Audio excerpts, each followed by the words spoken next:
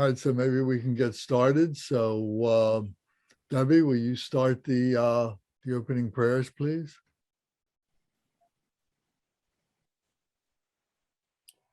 So let's begin by taking several deep cleansing breaths, letting your belly and your whole rib cage fill with wisdom and compassion. And using your diaphragm to expel the foul air.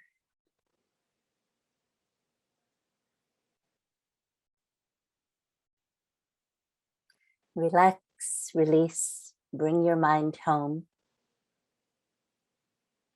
Assume your meditation posture.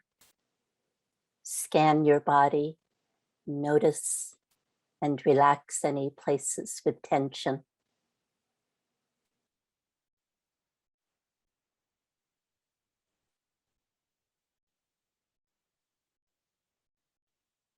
Notice also any mental and emotional baggage that you have left over from the day,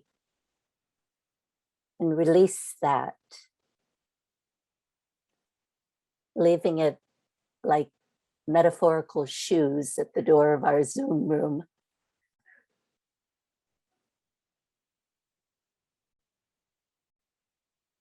And bring your mind home to this perfect place of study and practice together. In an attitude of spaciousness and non-grasping. Remembering always that pure awareness of nowness is the real Buddha.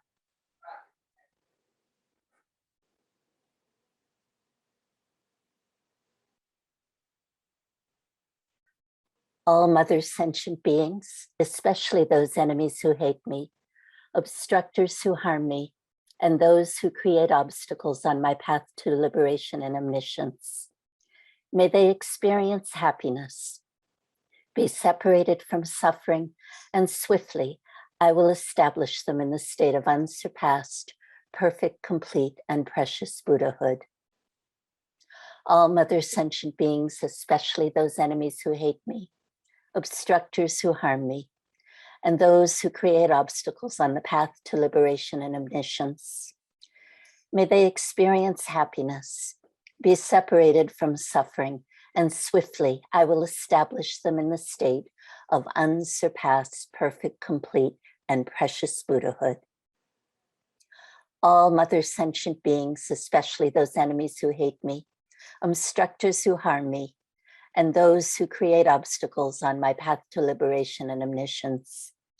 May they experience happiness, be separated from suffering, and swiftly I will establish them in the state of unsurpassed, perfect, complete, and precious Buddhahood. Thus, until I achieve enlightenment, I perform virtuous deeds with body, speech, and mind. Until death, I perform virtuous deeds with body, speech, and mind. From now until this time tomorrow, I perform virtuous deeds with body, speech, and mind. Thus, until I achieve enlightenment, I perform virtuous deeds with body, speech, and mind. Until death, I perform virtuous deeds with body, speech, and mind. From now until this time tomorrow, I perform virtuous deeds with body, speech, and mind. Thus, until I achieve enlightenment, I perform virtuous deeds with body, speech, and mind. Until death, I perform virtuous deeds with body, speech, and mind. From now until this time tomorrow, I perform virtuous deeds with body, speech, and mind. Thus, until I achieve enlightenment, I perform virtuous deeds with body, speech, and mind. Until death, I perform virtuous deeds with body, speech, and mind. From now until this time tomorrow, I perform virtuous deeds with body, speech, and mind. In the Buddha, the Dharma, and Sangha most excellent, I take refuge until enlightenment is reached. By the merit of generosity and other good deeds, may I attain Buddhahood for the sake of all sentient beings. In the Buddha, the Dharma, and Sangha most excellent, I take refuge until enlightenment is reached. By the merit of generosity and other good deeds, may I attain Buddhahood for the sake of all sentient beings. In the Buddha, the Dharma, and Sangha most excellent, I take refuge until enlightenment is reached. By the merit of generosity and other good deeds, may I attain Buddhahood for the sake of all sentient beings.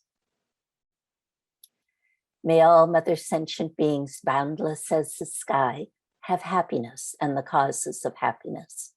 May they be liberated from suffering and the causes of suffering.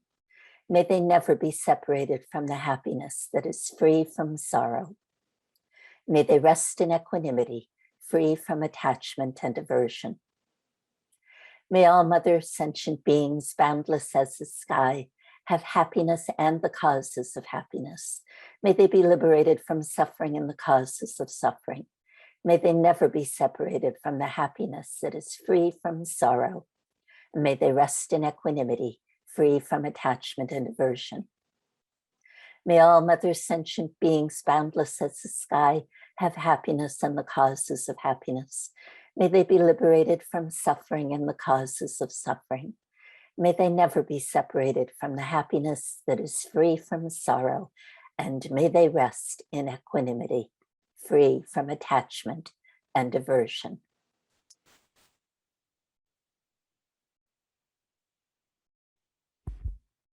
Okay, thank you very much. So does anybody have any questions or comments about anything that we've talked about thus far? Part one, the peaceful deities.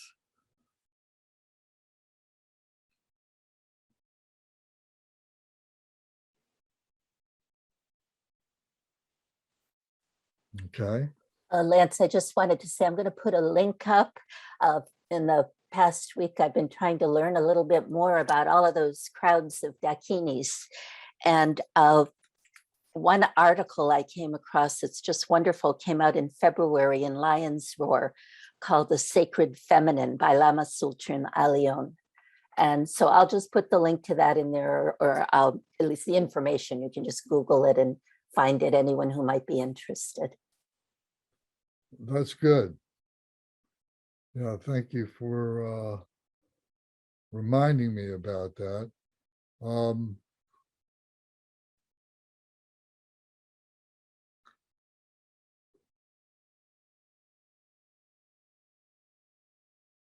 So just let's say for tonight's sake, that there's basically three levels of dakinis, that there are those who are enlightened, those who are on the path to be enlightened, and those who have the aspiration to be enlightened and are working among ordinary beings to help them to discover the Dharma and to practice the Dharma and so on like that. So to know each one of these dakinis is, huge, because there's so many dakinis. And but to look at them as those at least are on the path to become enlightened, and they're for our benefit and so on, as skyfarers, as those who are going through the sky, so to speak, and the celestial sky, and are resting on our shoulders to guide us. So in Debbie's article, there may be some more detail and so on, and maybe you can look and see some more detail as we go along. Okay, so tonight we're going to be, as I said, talking about the fierce deities, the wrathful deities. So to get started, I think we need to do our purification, and we need to do our daily aspirational prayer for assistance. So I think it would be good if, let me see, someone can lead us. So Amanda, I saw that you were with us tonight, I think. Can you recite tonight? Yes, I can. I'm happy to. Yeah, thank you, Lance. All right, good. Can you recite the purification practice that is on page 14? So go through the entirety of that purification practice, which includes reciting the 100-syllable mantra 3 times. Yes. And then after that, the daily aspirational prayer for assistance that begins on page 67. If we can have someone recite that for us. Let me see.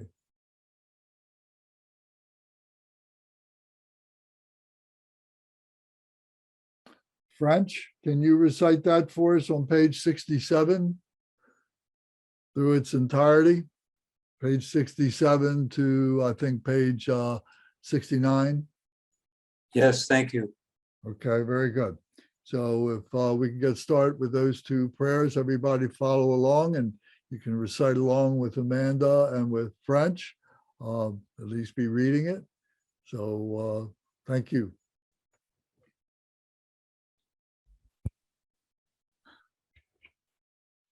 Lance, would you like me to read the small print on page 14 first? Yes, please. And please, to refresh everybody's memory as we're going, please announce the page numbers that you begin with. So if someone gets lost or comes in late, they know where we're going. Okay, so we'll start on page 14, the natural liberation of habitual tendencies, purification. It is the unified intention of the body, speech, and mind of the 42 peaceful and 58 wrathful deities of the great Buddha field that displays the wisdom that cuts through all ignorance to manifest their wisdom for the benefit of the enlightenment of all sentient beings. Om Ahum Bodhicitta Mahasukha Jana Datu A Om Rulu Rulu Hum Bio Hum. From the field of reality's expanse, uncreated and pure, within a celestial palace, which is a seminal point of light, pure, unceasing, and radiant, through the natural expressive power of one's own mind, uncontrived and empty, intrinsic awareness, radiant and empty, arises in the form of Vajrasattva, seated upon a bejeweled throne adorned with lotus, sun, and moon cushions. The right hand holds a Vajra at the heart, symbolizing the union of awareness of absolute wisdom and emptiness. The left hand supports a bell resting on the hip, symbolizing the union of wisdom, appearances, and emptiness. And the head is adorned with a garland of perfect Buddhas, representing the 5 enlightened families of those gone to bliss. Thus, Vajrasattva manifests in the form of the Buddha body of perfect resource, exquisitely adorned with silks and jewels, seated in the posture of royal ease, with the right leg extended and the left drawn in. Radiating at the heart is the seed syllable Hum, surrounded by the 100-syllable mantra. Om Vensra Sato Samaya Manopalaya Vensra Sato Tenopa Tishta Dredo Me Bhava Sutokayo Me Bhava Supokayo Me Bhava Anurakto Me Bhava Sarva Siddhi Me Priyatsam Sarva Karma Sutsame Sitam Shrayam Kuruhum Ha Ha Ha Ha Ho Bhagavan Sarva Tata Gata Vendra Mame Mansa Vendri Bhava Maha Samaya Sato Ha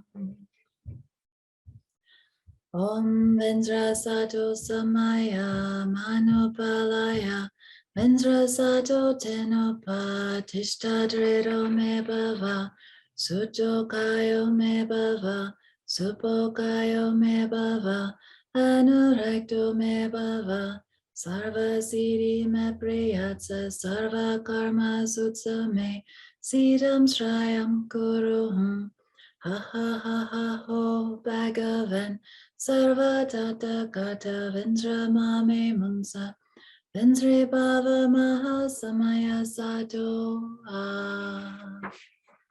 Lance, would you like the third one in Tibetan or English? You can read it in English. That would be very good to do, please. Om Vajrasattva Samaya, help to protect my vow to purify myself. May you remain firm with me. Grant me the complete satisfaction. Grow with me. Be loving towards me. Grant me the attainments to master the powers beyond body and nature.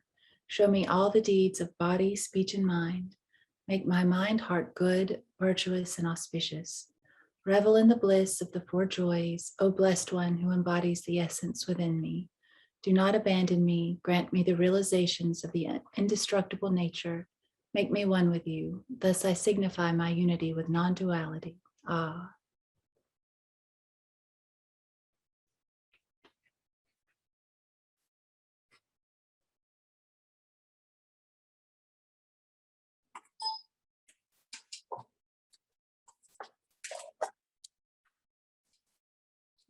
Okay, page 67. Aspirational prayer calling to the Buddhas and Bodhisattvas for assistance. Recite each day. O Buddhas and Bodhisattvas, abiding in the 10 directions, refuge of living beings, imbued with compassion, imbued with knowledge, imbued with clear vision, and imbued with love, come to this place by the power of your compassion and accept these displayed and visualized offerings. O compassionate ones, as you are the fountain of all-knowing, pristine cognition of loving compassion, of effective activity, and of a power to grant refuge beyond conception, come to this place. O compassionate ones, this human being, Rikibu, Nassim Jamali, is leaving this world and journeying to another shore. He is being cast off from this world and approaching the great transition of death. Suffering deeply, he is without a friend, without a refuge, without a protector, and without a companion. His perception of this life is fading away. He's moving on to another world, entering a dense darkness and falling into an unfathomable abyss. Entering the thick forest of doubt, he will be driven on by the potency of past actions. He will be entering a great wilderness, borne away on a great ocean, and driven on by the vital winds of past actions. He will be moving in a direction where there is no firm ground, entering a great battlefield, being seized by great malevolent forces and becoming overwhelmed by fear and terror upon meeting the executors of the unfailing laws of cause and effect. In accordance with his past actions, powerless to resist, he may even yet again be entering the realms of rebirth. The time has come when he has no choice but to move on alone, leaving his dear friends behind.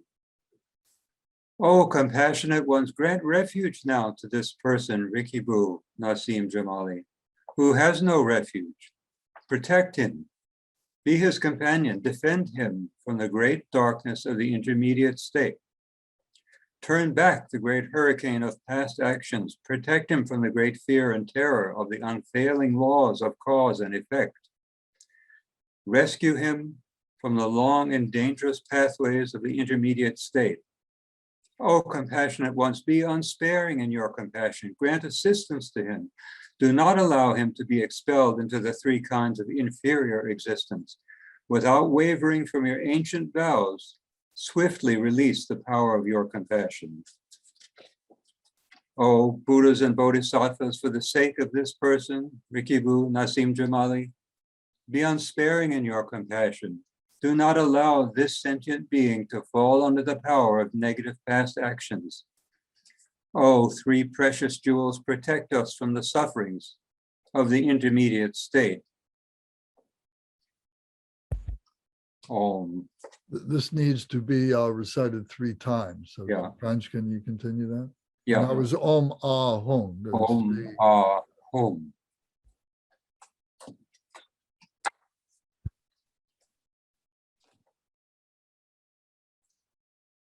O Buddhas and Bodhisattvas, abiding in the 10 directions, refuge of living beings imbued with compassion, imbued with knowledge, imbued with clear vision, and imbued with love, come to this place by the power of your compassion and accept these displayed and visualized offerings. O compassionate ones, as you are the fountain of all-knowing pristine cognition of loving compassion, of effective activity, and of a power to grant refuge beyond conception, come to this place. O compassionate ones, this human being, Rikibu, Nasim Jamali, is leaving this world and journeying to another shore. He is being cast off from this world and approaching the great transition of death, suffering deeply. He's without a friend, without a refuge, without a protector, and without a companion. His perception of this life is fading away. He's moving on to another world, entering a dense darkness and falling into an unfathomable abyss. Entering the thick forest of doubt, he will be driven on by the potency of past actions. He will be entering a great wilderness, borne away on a great ocean and driven on by the vital winds of past actions. He will be moving in a direction where there is no firm ground, entering a great battlefield, being seized by great malevolent forces and becoming overwhelmed by fear and terror upon meeting the executors of the unfailing laws of cause and effect. In accordance with his past actions, powerless to resist, he may even yet again be entering the realms of rebirth. The time has come when he has no choice but to move on alone, leaving his dear friends behind. Oh, compassionate ones, grant refuge now to this person, Rikibu, Nasim Jamali, who has no refuge. Protect him, be his companion, defend him from the great darkness of the intermediate state. Turn back the great hurricane of past actions. Protect him from the great fear and terror of the unfailing laws of cause and effect. Rescue him from the long and dangerous pathways of the intermediate state. Oh, compassionate ones, be unsparing in your compassion. Grant assistance to him. Do not allow him to be expelled into the three kinds of inferior existence. Without wavering from your ancient vows, swiftly release the power of your compassion. Oh, Buddhas and Bodhisattvas, for the sake of this person, Rikibu, Nasim Jamali, be unsparing in your compassion. Do not allow this sentient being to fall under the power of negative past actions. O three precious jewels, protect us from the sufferings of the intermediate state. Om, Ah, Om. O Buddhas and Bodhisattvas, abiding in the 10 directions, refuge of living beings, imbued with compassion, imbued with knowledge, imbued with clear vision, and imbued with love, come to this place by the power of your compassion and accept these displayed and visualized offerings. O compassionate ones, as you are the fountain of all-knowing, pristine cognition, of loving compassion, of effective activity, and of a power to grant refuge beyond conception, come to this place. O compassionate ones, this human being, Rikibu, Nasim Jamali, is leaving this world and journeying on to another shore. He is being cast off from this world and approaching the great transition of death. Suffering deeply, he is without a friend, without a refuge, without a protector, and without a companion. His perception of this life is fading away. He is moving on to another world, entering a dense darkness and falling into an unfathomable abyss. Entering the thick forest of doubt, he will be driven on by the potency of past actions. He will be entering a great wilderness, borne away on a great ocean, and driven on by the vital winds of past actions. He will be moving in a direction where there is no firm ground, entering a great battlefield, being seized by great malevolent forces and becoming overwhelmed by fear and terror upon meeting the executors of the unfailing laws of cause and effect.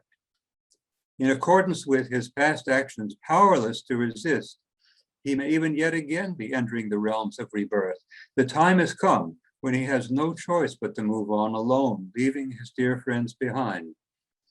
Oh, compassionate ones, grant refuge now to this person, Rikibu, Nasim Jamali, who has no refuge. Protect him, be his companion, defend him from the great darkness of the intermediate state. Turn back the great hurricane of past actions.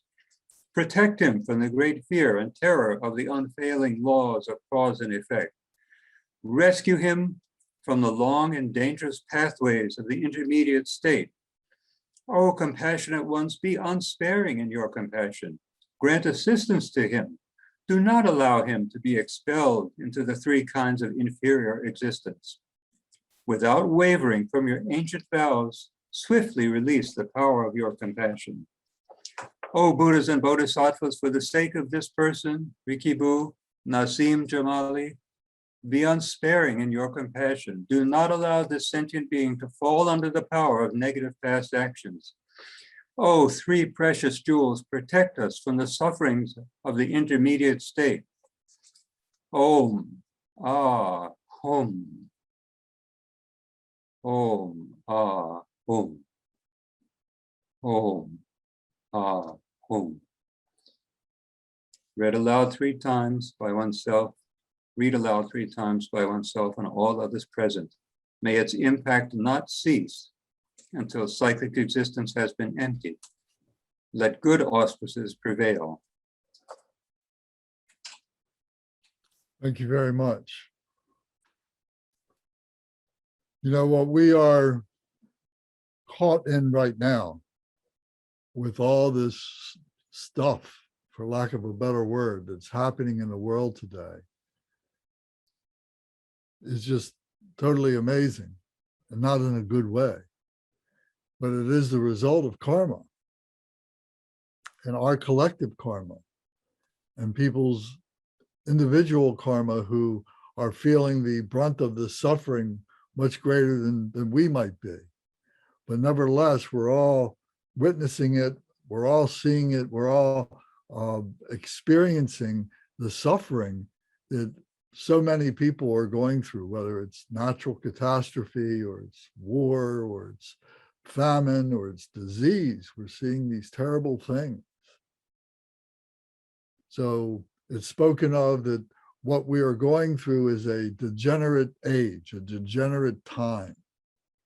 That there was a time before where all things were in balance, but then things have fallen out of balance for many different reasons.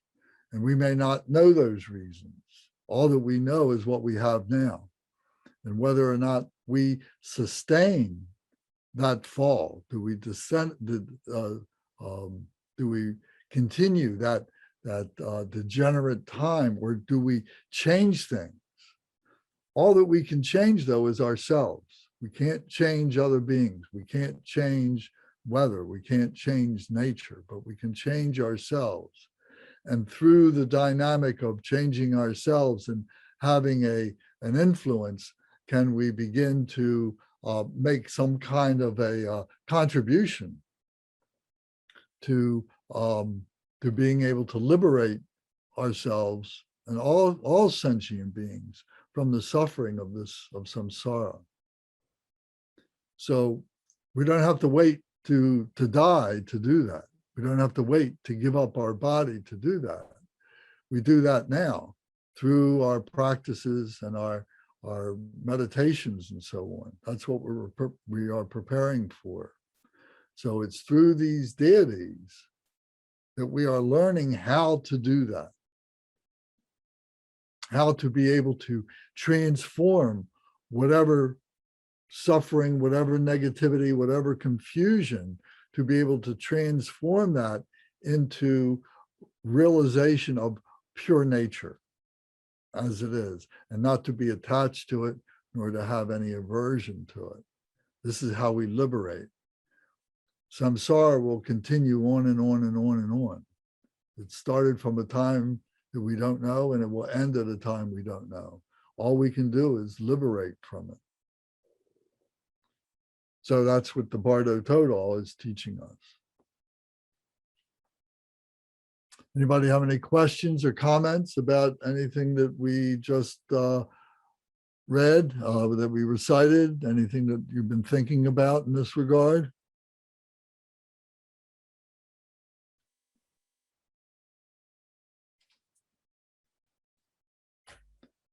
Okay. I want to get to another screen share here. I'll figure out how to do it. There we go.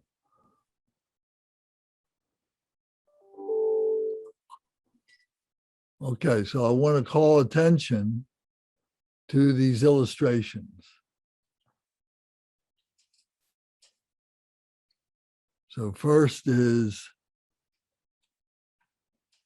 the illustration of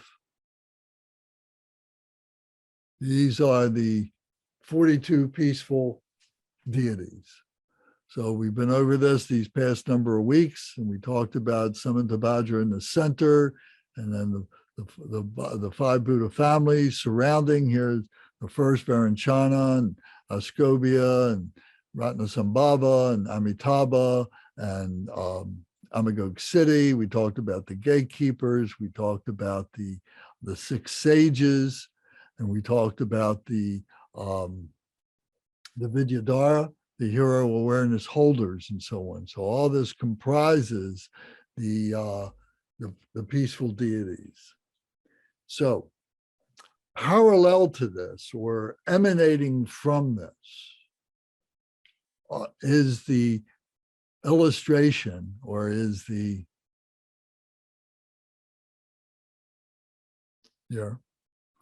now, this is the 58 assembled wrathful deities of the Buddha body of perfect resource. So the first Buddhas, the peaceful deities, are all in the heart center. And these are the pure nature of Buddhahood.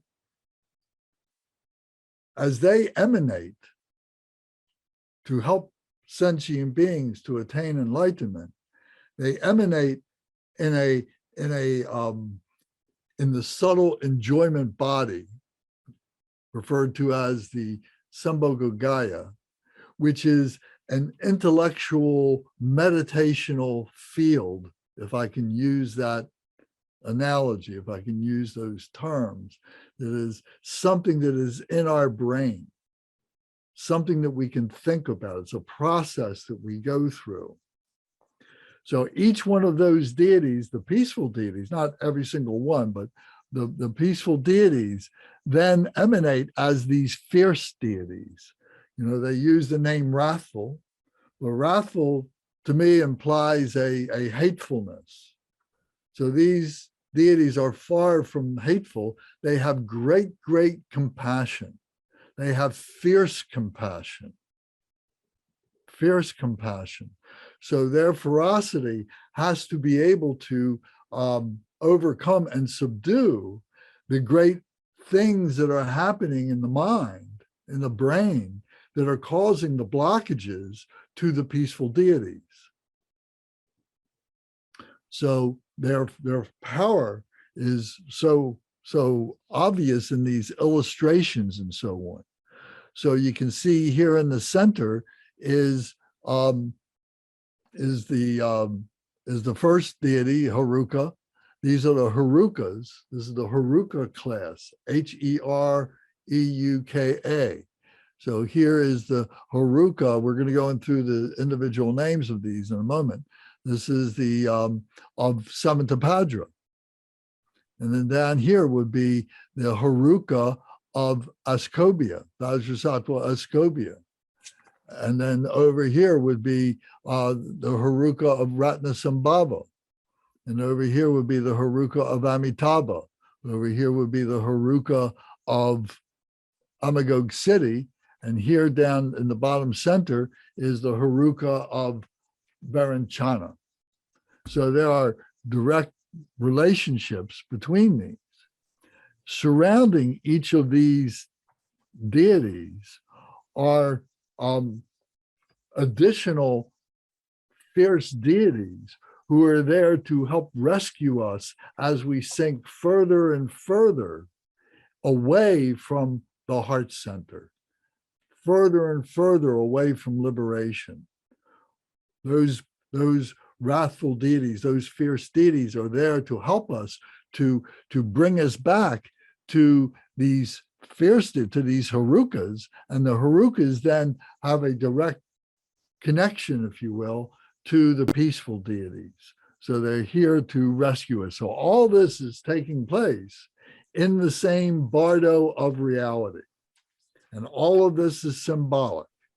So it's not literally that we're going to see these kinds of deities, but in our meditations, we might use these visualizations to help us, to be able to guide us. But the actuality of their power is beyond these visualizations. So we shouldn't allow ourselves to get hung up on these. We should be contemplating what they represent and really get familiar with what they represent. So as we do with the peaceful deities, we had a spreadsheet where we itemized all the different deities and what they had and so on.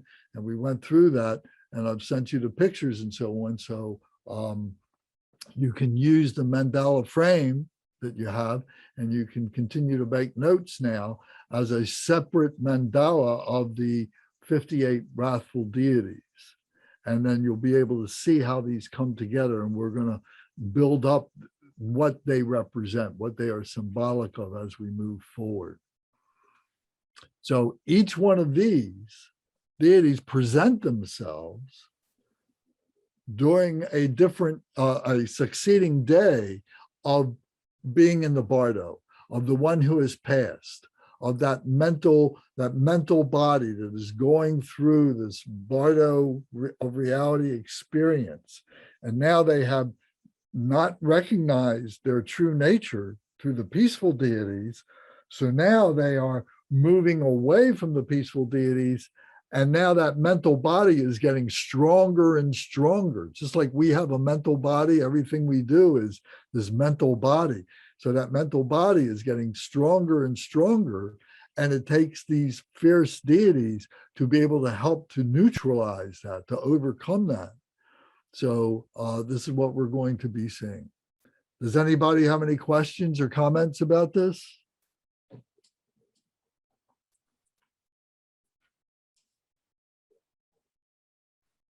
Okay.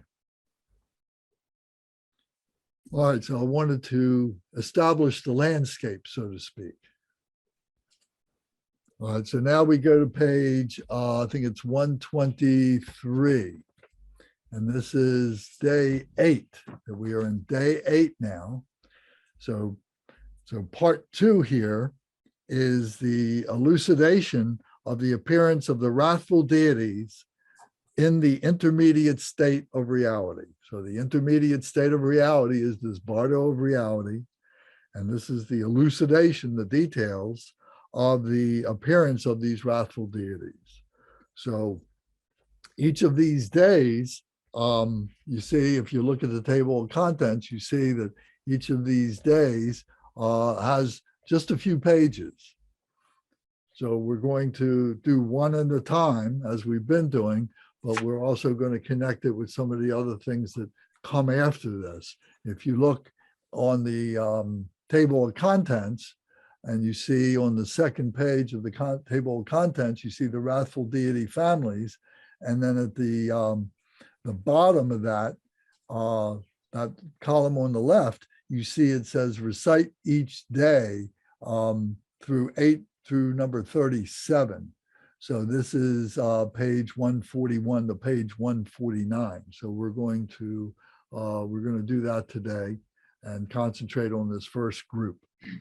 So, Michael, would you please read for us, recite out loud page 123 through the end. It just goes to page 125.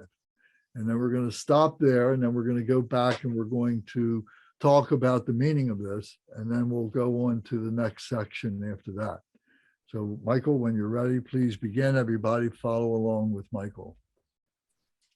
And I'm going to put up the picture of the Buddha Haruka. Go ahead. We're starting on page 123, part 2, an elucidation of the appearance of the wrathful deities in the intermediate state of reality. Herein is contained an elucidation of the arising of the intermediate state of the wrathful deities. 8th day, natural transformation of fundamental ignorance into pure awareness, natural transformation of mental constructs associated with the sensory spectrum of phenomena.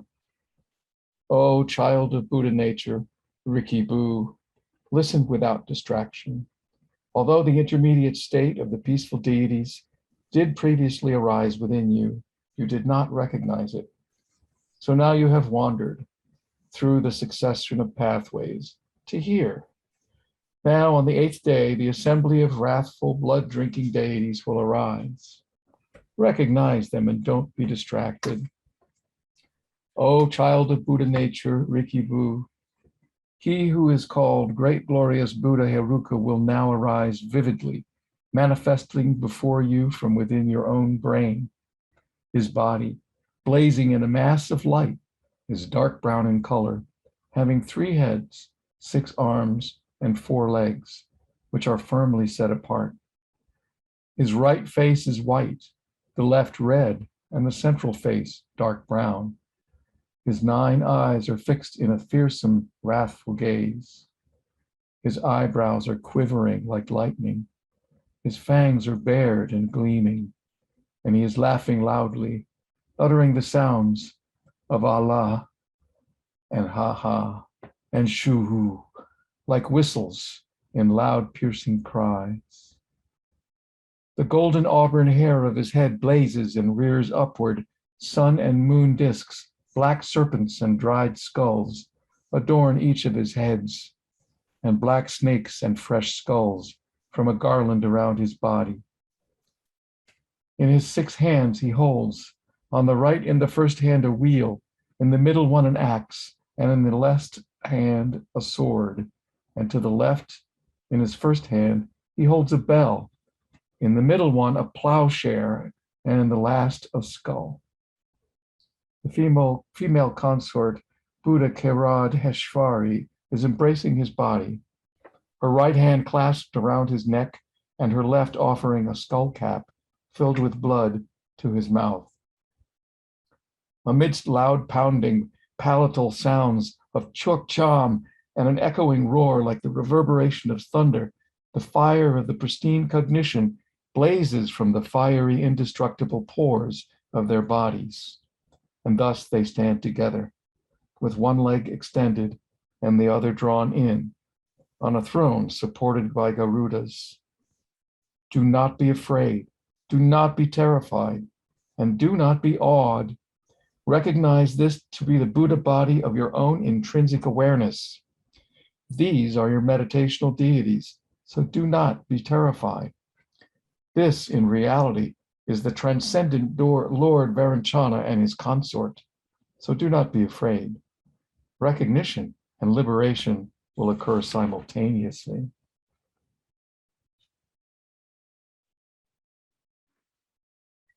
Okay, thank you very much. So let's begin, go back and start over again now. So, O child of Buddha nature, listen without distraction.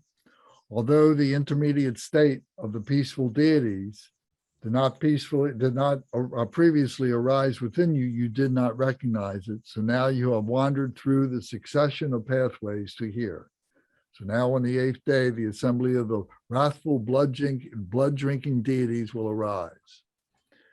So this needs to be explained a little bit. The blood-drinking deities,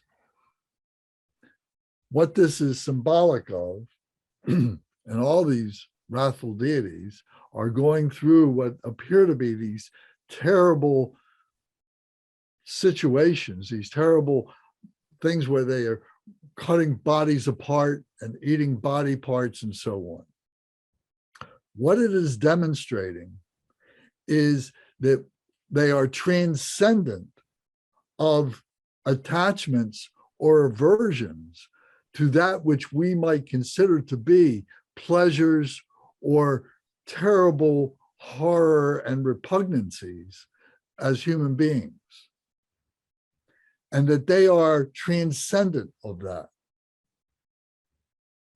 Now, I know that is something that takes a little getting used to, but by visualizing that they are enjoying drinking blood, they regard that as nectar.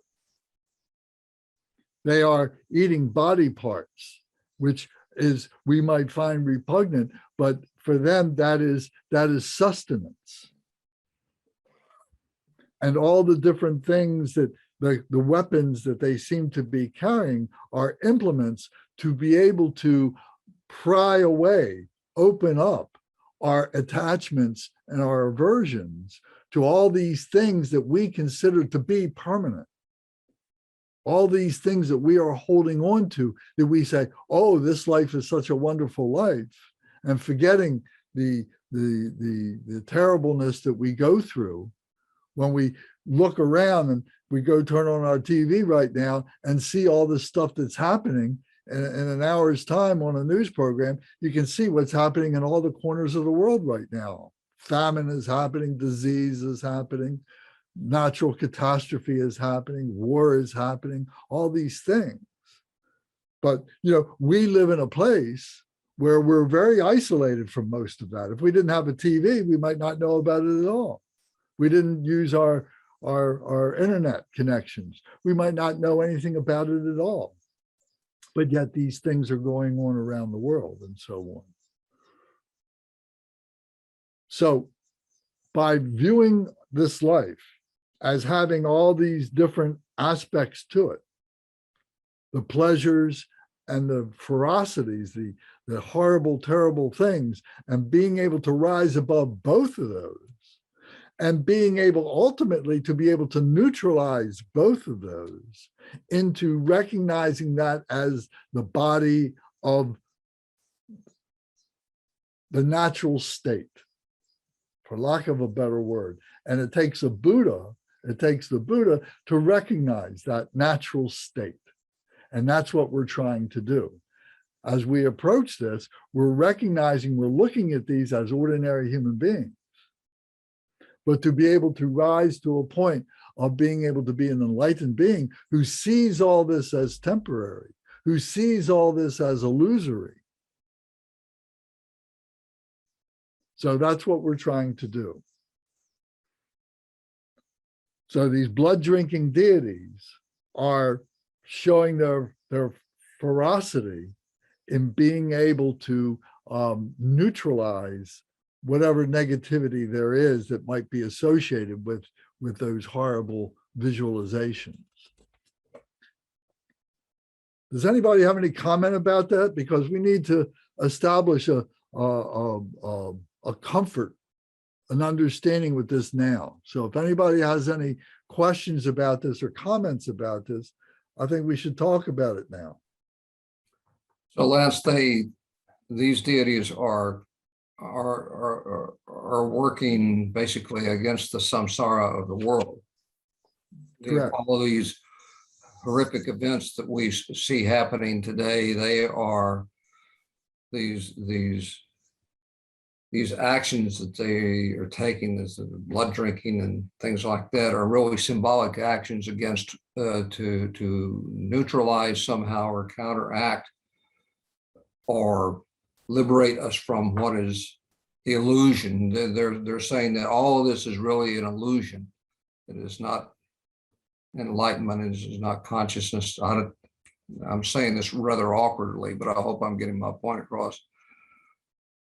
Is what I'm saying right? Well, yes, and it's within ourselves, because the only thing that we can change is ourselves. So it's helping us to recognize and purify our own awareness, our own observations. It's not out there. It's all within ourselves, and it's all within our brain. It's our brain that is processing all this, isn't it? If we turn on the television, if we open up our cell phones and look at the pictures that are going on halfway around the world and everything, it's our senses, it's our body that is processing all this. Our brain is processing all this. So that's the only thing that we can change. That's the only thing that we can bring in and be able to understand all these things. So it doesn't mean that what is happening isn't really happening. It's how we process it is. Correct. We're not going to be able to change the rain from falling. We're not going to be able to stop the fires from burning. We're not going to be able to stop people from creating wars and dying and fighting in wars. We're not going to be able to stop that. But what we can do is stop ourselves from doing that and maybe be an influence with other people and so on, being part of that continuum that we talk about and so on. So this is how things change. It changes one person at a time. So all this is within ourselves. So to be able to master this, we do this now as an ordinary human being before we die. Because when we die, then we are in this Bardo of reality. And now if we don't have a familiarity with this dynamic, we are, my God, we're terrorized by all this stuff. And again, I make the point that we've died many times. We've been born many times. We have been in the Bardo of reality many times. We're in the Bardo of reality right now, but we only see one part of it. So you're saying that after we die, we will also be subject to illusions and we have to learn how to process them. Is that what you're saying? Correct. Because when we die, and if you remember back in the dialogue of the Bardo Todal, it says that at this point now, we are a mental body, a spiritual mental body.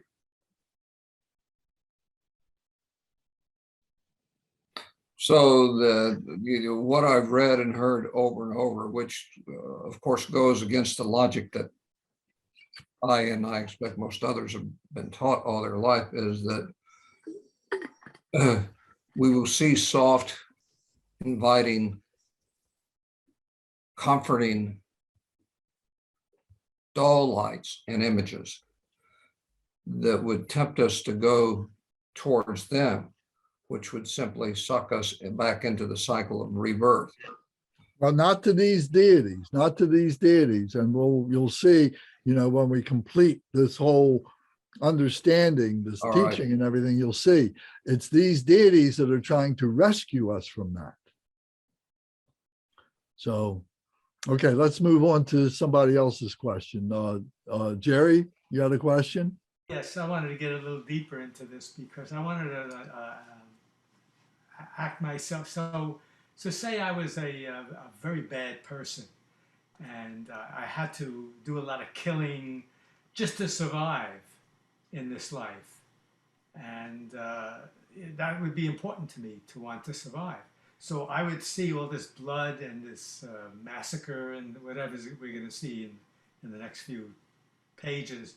And I'm going to say, well, gee whiz, yeah, I did see this stuff, but I also survived it. Aha, that's one thought. Okay. Another thought is, I'm a good person, and I see this and I say, why did this have to be done in my planet? What more could I have done to have helped it and stopped it? You know what I mean? So Yes. Well, number one, I'm being judged by myself. But the first one, you're going to end up back on Earth and you're going to have to go through this again. The second one, you have an opportunity to ascend because you understand with love and care in your heart that this was wrong that was going on. Maybe I could have taken more action to try to prevent it, but I was able to survive. So I'm trying to understand, how does that help a bad person? I know how it can help a good person because I see myself over there, but how does it help a bad person who had to kill and to maim to survive? And he'd say, I'd do it again. well, we've talked about, and it's you pose a very good question, but it's a question that we've been kind of chipping away at over and over again. And the general answer is that when that person has stopped suffering long enough to be able to recognize that there is loving kindness and compassion available to them, to help them to recognize that that love and compassion is within themselves, and that they have been blocking up that love and compassion with their hatred, with their jealousy that has caused them to do these terrible things. And they didn't recognize they had a choice. So what we're presenting now are what those choices are. So the deities, the wrathful deities, are also loving and kind, Of course. and they're That's going to why say, "You could have done this. You could have done that." They're giving you feedback. they are loving kind. They are emanations of the peaceful deities with such power and such compassion to overcome those negativities that didn't allow them to be able to be liberated when with the peaceful deities. Thank you. If they were, if, as you pointed out, there was negative people and there was positive people. If they were positive people and prepared for this, they would have been rescued and they would have been enlightened. They would have become Buddhas in the first part of the Bardo. Okay. Very good. Thank you. So again, we've all been through this many times, and what's likely to happen is if we go through this, if you really get into it, you may have like remembrances, not literal things of seeing these deities and so on like that. It's not quite like that, but finding the causes of what it is that allowed you to be reborn again. Each of us to be reborn again. Why are we reborn? Why weren't we liberated? Why didn't we go become Buddhas before? We had many opportunities to do that. We've had many lifetimes. Okay. Thank you. Very good. So Michael had a question or a comment. Yeah, I have just a couple of thoughts. As somebody who's been through this routine many times, I would probably admit that in my my immature and ignorant heart, I have a bit of a negativity bias with regard to what I tend to pay attention to. So I feel like given the fact that there's my wiser self or my wiser mind is sort of in control of this play, of this performance, that these the wrathful deities not only have the power to sort of scare my senses, to sort of scare me awake, but to sort of provide this really sort of shocking appearance to sort of wake me up, and that with that awakening, I might be able to get a sense that that this is a part of me, and if it's a part of me, then perhaps this is more of our little army, of deities that's doing its best to wake us up and keep us from going down the tubes. Yin and yang of the peaceful deities. It was like a tough love. Last chance. Yeah, like jumping up and down and making a lot of noise and spitting and all the blood and all that. It just is, it's like, wow, what are you doing this for? Yeah. Okay. All right. So we're going to continue on. Anybody else have anything else you want to say about that? Yes, Jane. So the wrathful deities work hand in hand with the peaceful deities. It's like a yin and yang type of relationship where they're opposites of each other, but Not exactly. No, they are fierce emanations where the peaceful deities, they just radiate this light and so on, and they're seated, they're not moving, and we have to be prepared to be able to kind of melt with them, the peaceful deities.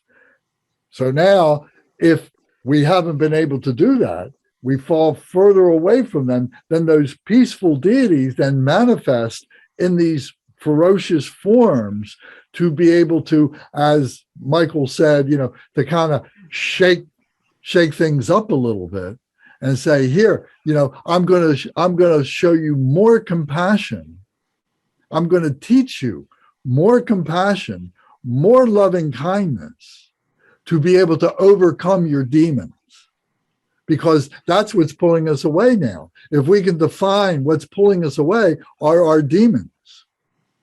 So to meet those demons, we need a greater ferocity than we had available to us as peaceful deities. So they are emanations of those peaceful deities who say, okay, we're going to help you now with this. Okay, that makes more sense. Do they use their whips on us? That'll make them change their mind fast. Absolutely not. There is no suffering. They are creating no suffering.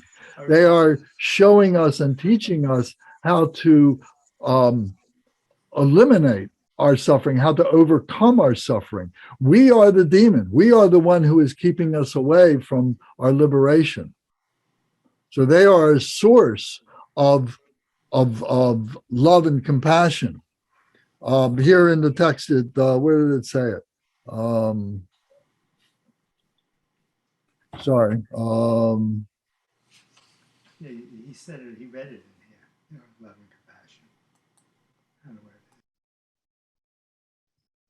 is. Here, if we look at page 125, the last paragraph, the first sentence of the last paragraph. And it says, do not be afraid, do not be terrified, and do not be awed.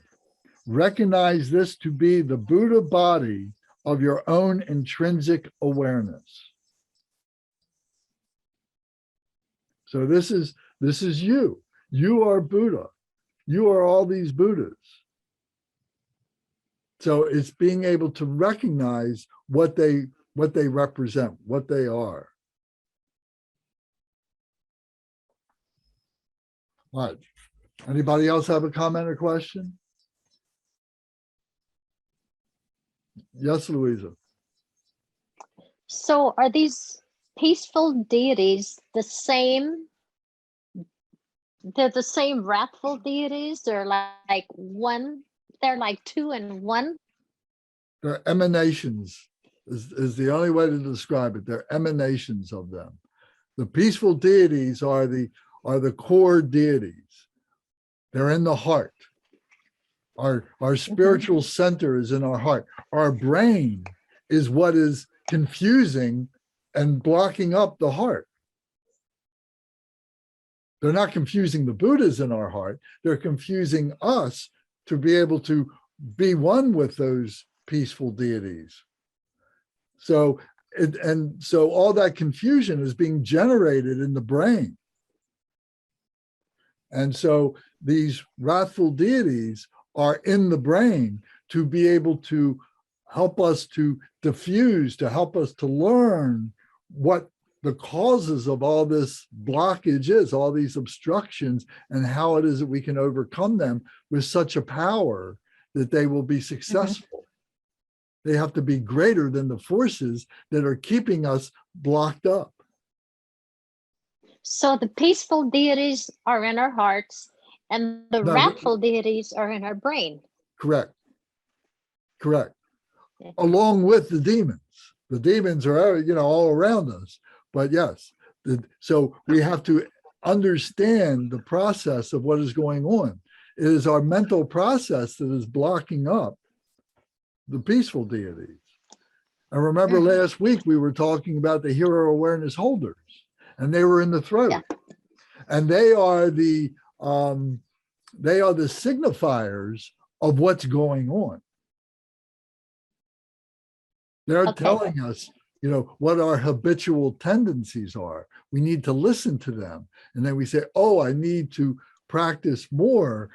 I need to be more fierce in my being able to overcome my hatred, in my jealousy, in my greediness, whatever it is. I need to be more forceful. And I can look to these fierce deities to help me to do that, to show me the way how to do that. But none of them are real. Say that again, Thomas? But none of them are real. They're psychic projections, whatever. Correct. It's all within ourselves. Okay, so as we progress, it'll begin to crystallize a little bit more. You'll be able to, focus in on what this all means. But I wanted to establish this understanding of their ferocity, very, very now, and not wait for it to have somebody start having some bad dreams or something. Lance, your example of the news really hits home for me because especially this week, I can be watching the news and all of a sudden I'm off, I'm angry, I'm frustrated, I'm feeling superior, or like, why are these terrible people acting that way? And then I'll just hear this no in my head. And it's got to be those wrathful deities. They're the only ones who can break through that and say, just do Tonglen, just sit there. And so it's almost like they're fierce and wrathful, yes, but they're the only thing that could get through to me when my mind is that far out on a limb. And so it's kind of, I know it's me rescuing me in a way, and not in a way, it's me rescuing me, but the peaceful deities wouldn't do it then. I wouldn't even hear them. Okay. Yes, you're correct.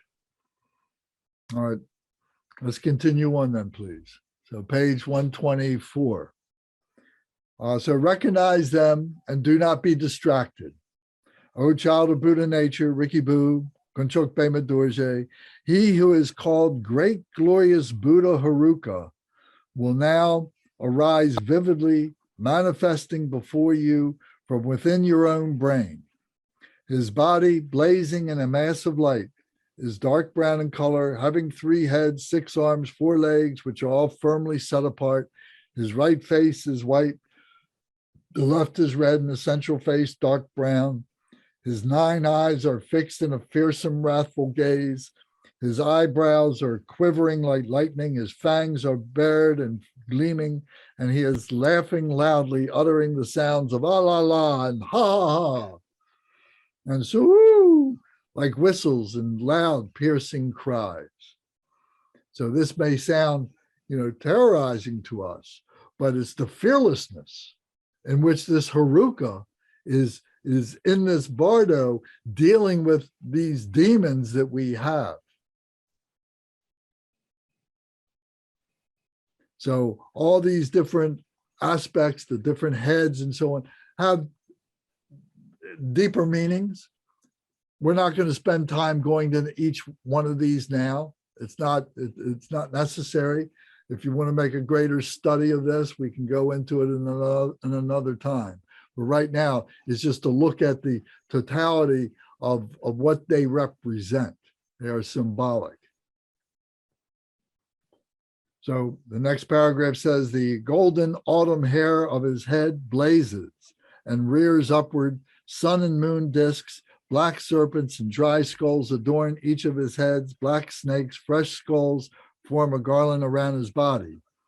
So all these things are showing this power, this ferocity, and so on that is beyond our ordinary, mindset. Something that is beyond what we normally think about, and so on. I want to point one important thing out, though, and that is these Haruka deities are all standing. They are all in a wrathful pose where one leg is bent and the other one is coming back, and they are showing their power. They are not sitting. The peaceful deities are all sitting. They're all in the Vajra position, and they are all sitting on moon discs. The moon disc, the white moon disc, represents cooling, represents compassion. The moon does not have its own light. The moon is the reflection of the sun. So it does not transmit, it does not generate the heat that the sun does. It reflects it.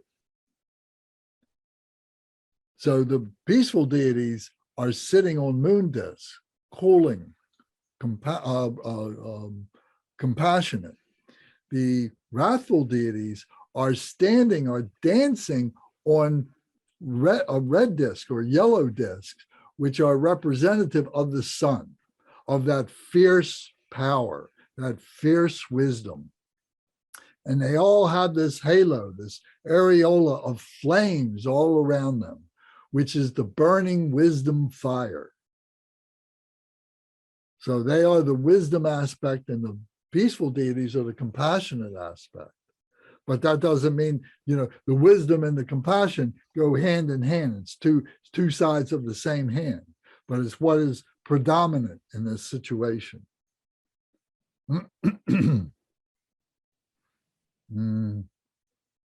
So his 6 hands he holds on the right. In the first hand, a wheel, a middle one, an axe, and the last hand, a sword. And to the left, his first hand, he holds a bell. In the middle one, a plowshare, and the last, a skull. So these are the tools, the implements that he is using, that he has about with him. And his first hand, a wheel. So the wheel, how practical is the wheel? How many different things does the wheel mean to us? And not the least of which in our teachings and our trainings and so on, that we go round and round in wheels and so on. It's the way in which things move in a circular pattern and so on. In the middle one, an axe. Sometimes we have to chop through. Sometimes we have to break through. So and the sword. The sword is cutting through. The wisdom sword that cuts through. And then the first hand on the left, he holds a bell. The bell represents wisdom. And then in the middle one, a plowshare. A plowshare is what? A shovel. So it's the idea of the earth, of the gardener, planting seeds, gardening, doing that again, generating, a new rebirth. And then the skull, a skull is the cradle of our brain. And here is, it's associated with such power and ferocity that, that he's overcome having the body. It means overcoming the body. If somebody's holding your skull, you can't live. If somebody's holding your arm, you can still live. If somebody's holding your leg, you can still live. If they're holding your skull, there's no chance you're living again.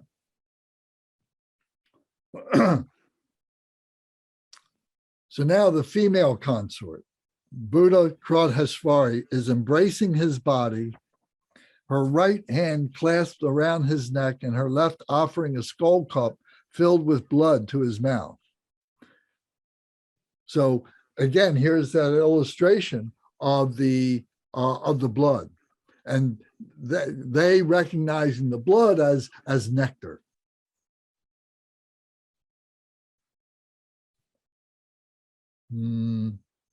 Amid loud pounding palatal sounds of tuk chom, an echoing roar of the reverberation of thunder, the fire of the pristine cognition blazing from the fiery, indestructible pores of their bodies. And thus they stand together with one leg extended and the other drawn in on a throne supported by Garudas.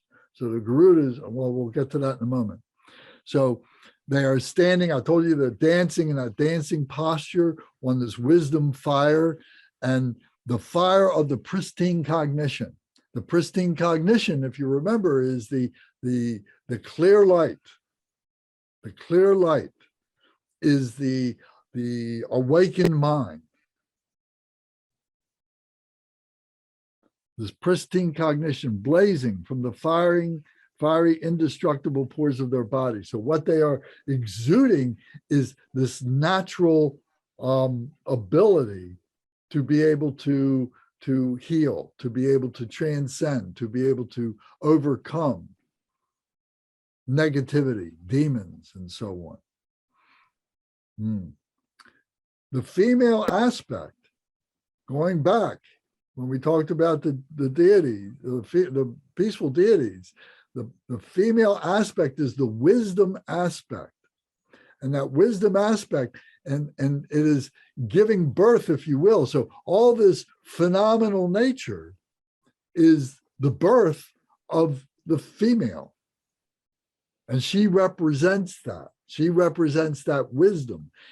The masculine represents the actualization, the method, the force of all of that. So the two together is what leads to enlightenment. If you just have wisdom, but no ability to be able to actualize it, the wisdom doesn't really do anything.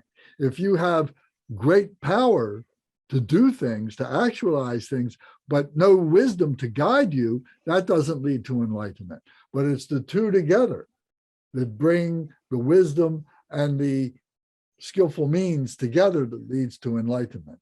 And that's why you see Samantabhadra and Vajradhara are sitting in this posture, and their two hands are crossed like this, and the right hand holding the bell, the left hand holding the Vajra, and represents exactly what I just said.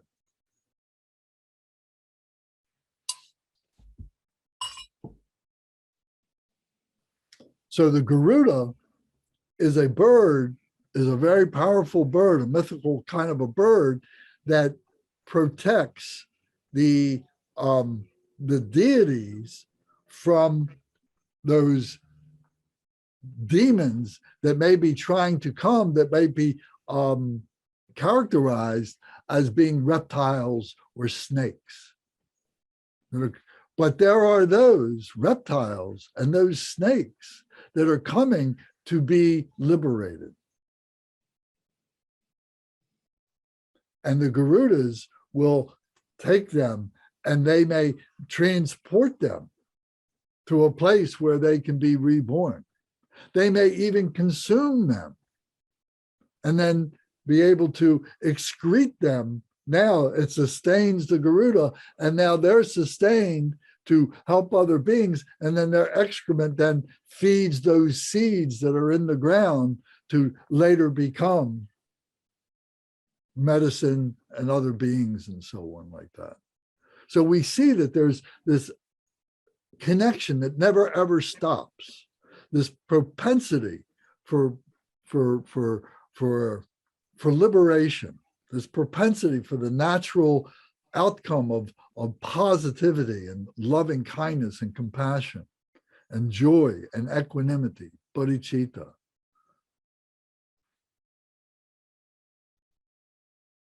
So now this last paragraph, it says, do not be afraid, do not be terrified, do not be awed. Recognize this to be the Buddha body of your own intrinsic awareness, your own natural awareness. These are your meditational deities, so do not be terrified. This in reality is the transcendent Lord Varanchana and his consort. So do not be afraid. Recognition and liberation will occur simultaneously. So now this begs the question, well, what was Varanchana? So going back now and looking at the peaceful deity, Varanchana, what his attributes are, and then combine that with the attributes of Buddha Haruka, and then seeing how these are working together and so on. And then, as it said in the very beginning, that this, if you go back to page 123, don't forget, here it says, 8th day, natural transformation of fundamental ignorance into pure awareness. The natural transformation of mental constructs associated with the sensory spectrum of phenomena. So all this stuff that we have, all these preconceived ideas and so on, are being purified, especially what is repulsive.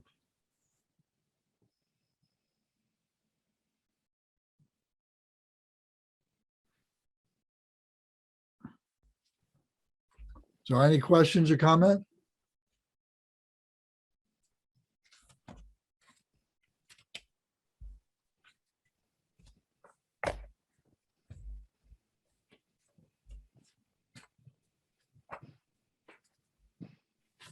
Lance, Yes. we are seeing these things in the Bardo?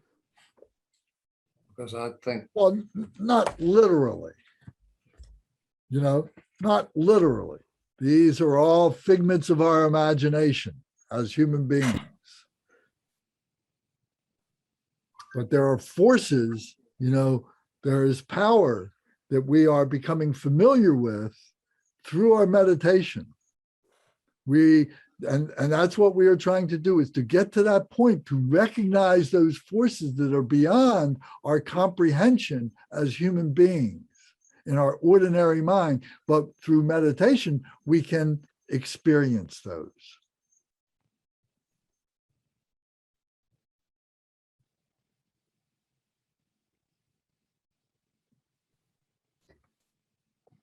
Yes, Michael. Question. I'm fascinated by this sentence since I read it. The second part of the eighth day, natural transformation of mental constructs associated with the sensory spectrum of phenomena. Is that another way of saying, well, I know what transformation is, but mental constructs associated with the sensory spectrum of phenomena, is that another way of saying our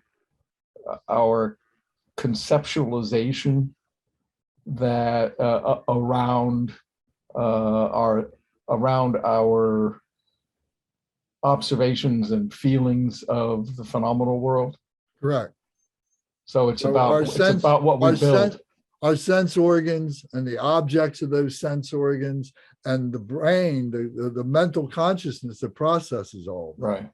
Right. So we could be, when we look at most things, we have little stories that get associated with those, and we elaborate to ourselves. And we live in those stories. So this is a transformation of that. And we live in those stories. Yeah, We're bound up in those stories. Literally, yes. Okay, thank you. The classic Tibetan example of in the dark mistaking a piece of rope for a snake and then being terrified and spinning out from there. Sure. Okay. So now we go to page 141. And this next part is about is several pages long. And maybe what we should do is break this up a little bit. So let's see. Bhavani, can you read tonight? I saw Bhavani was here with us. Still there? Bhavani and William, are you there? Yeah, I couldn't find the mouse to turn it to unmute myself. I'm sorry. All We right. are. All right. Well, is William with you too? Yes. All right. William, why don't you read? Can you read page 141, please? Yes. Bhavani, you read page 142, please. Okay. Tom, will you read page 143, please?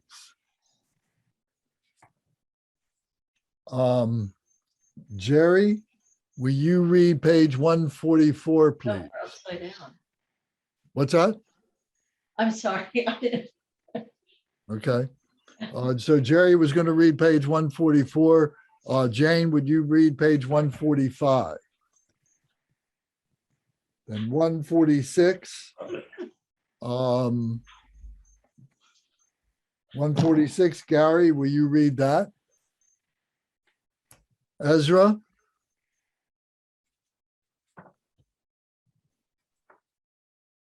Will you read page 147?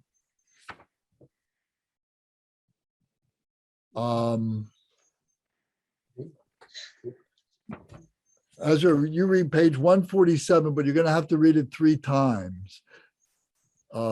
Maybe it's a better way to do it this way. Ezra, let me come back. I'm going to read page 147, 148, and 149. to show you how it goes.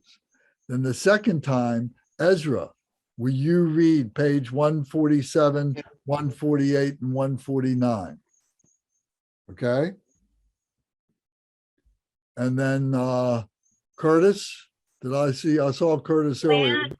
Yes. Dan, I'm driving right now. Oh, I okay. apologize. I can't. All right, that's fine. What page did I tell you to read? 147. All right, 147. All right. So I'm going to read page 147, 148, 149 the first time. We need to read it again. So Kate T, can you read page 147, 148, and 149? I think I better not. I keep cutting out. Okay. Sorry. All right, that's fine. John, can you read page 147, 148, and 149? Okay. Okay. So that, okay. So if everybody has their reading assignment, then we begin on page 141. And forgive me, but who is starting that? I am. Okay, please go. Recite each day. O child of Buddha nature, Ricky Boo, Joan, through the expressive power of emptiness, the Buddha body of reality has chosen as the peaceful deities recognize this.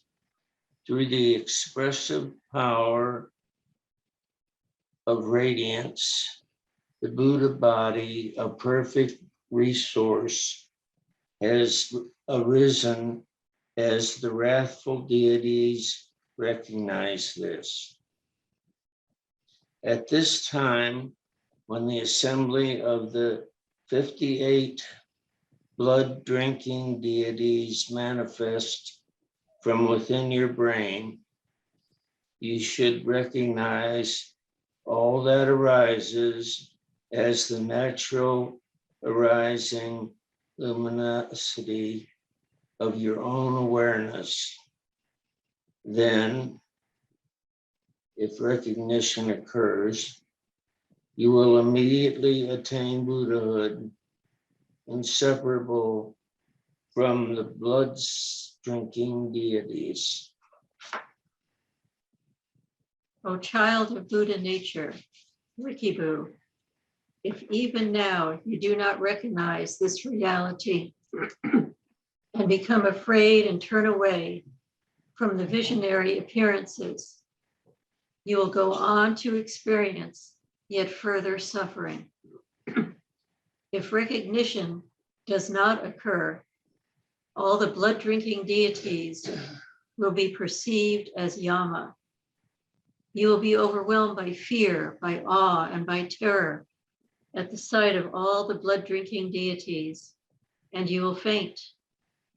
Those visionary appearances, which are natural manifestations of actual reality, will seem to have become demons, and you will continue to roam in cyclic existence. But even now, if you are not awed and not terrified, you will avoid the continuing wandering within cyclic existence. O child of Buddha nature, Rikibu, the largest of the Buddha bodies of the peaceful and wrathful deities will be as vast as the sky. The medium ones will be the size of Mount Samuru, and even the smallest will be the size of 18 of our bodies, standing one above the other. Do not be afraid. All phenomenal existence is now arising as luminosities and Buddha bodies. By recognizing all the present visionary appearances to be the natural luminosity of your own intrinsic awareness, manifesting as light and Buddha bodies, will dissolve inseparably within the lights and Buddha bodies, and Buddhahood will be attained. O child of Buddha nature, Rikyabu Tam, Whatever fearsome and terrifying apparitions appear to you now, recognize them to be your natural manifestation of actual reality. Do not be afraid. Recognize these appearances as inner radiance, your own natural luminosity. Upon recognition, you will be undoubtedly attain Buddhahood right now. That which is called the instantaneous perfect Buddhahood will occur at this very moment. Remember this and hold it in your mind. O child of Buddha nature, Riki Bhutam, if you do not recognize this visionary appearance now and continue to be afraid, then all the Buddha bodies of the peaceful deities will arise in the form of Mahakala. All the Buddha bodies of the wrathful deities will arise in the form of Yama Dharmaraja, and then all your perceptions will turn into malevolent forces. In this way, you will continue to wander in cyclic existence. O child of Buddha nature, Rikibu, if you do not recognize the present appearances as natural manifestations of actual reality, even though you may have been learned in all the sutras and tantras, which form the Buddha's transmitted precepts, and even though you may have practiced these doctrines for an eon, Buddhahood will not be attained. Yet, if you recognize now the visionary appearances that are manifesting naturally, then, through the understanding of a single essential point, and through the understanding of a single word, you will attain Buddhahood. If immediately after death you do not recognize the appearances which manifest naturally, these appearances will eventually arise during the intermediate state of reality in the forms of Yama Dharmaraja. The largest form assumed by Yama Dharmaraja is as vast as space, the medium form, the size of Mount Sumeru, filling this world system.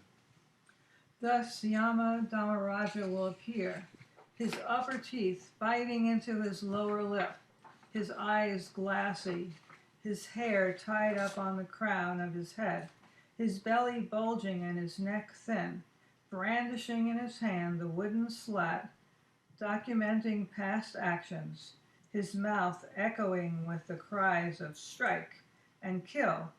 He is drinking brains, severing heads, and ripping out internal organs. In this way, it will appear as if his form fills the entire world. O child of Buddha nature, Rikibu Jain, when such visions arise, do not be afraid or terrified. Your body is a mental body formed of habitual tendencies. Therefore, even if you are slain and cut into pieces, you will not die. You are, in reality, a natural form of emptiness, so there is no need to be afraid. The forms of Yama Dharmaraja arise too from the natural luminosity of your own intrinsic awareness. They have no material substance. Emptiness cannot be harmed by emptiness. Clearly, determine now that, other than arising from the natural expressive power of your own awareness, whatever seems to appear to you externally, the peaceful and wrathful deities, the blood-drinking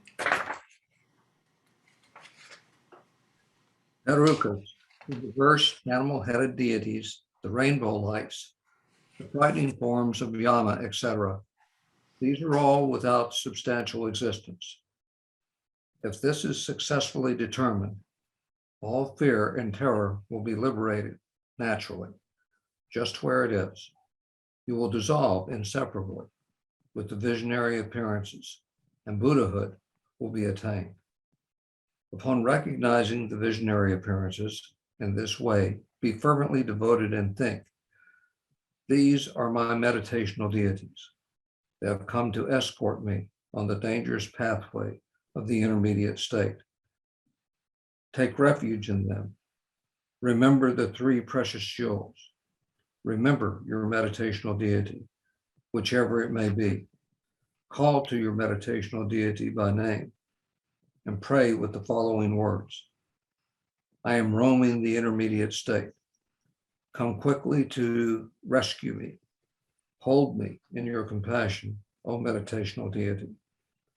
Call to your spiritual teacher by name and pray with the following words. I am roaming in the intermediate state. Rescue me. Do not let your compassion forsake me. Pray devotedly yet again to the assembled blood-drinking deities and recite this aspirational prayer.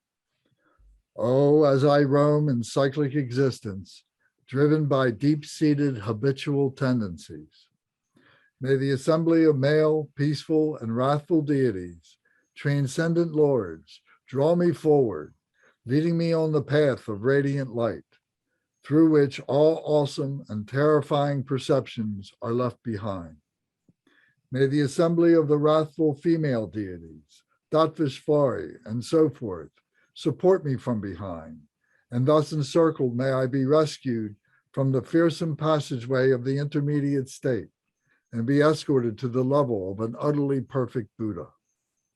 Now, when I roam alone, separated from my loved ones, may all sounds be heard as the resonance of the 6 syllables.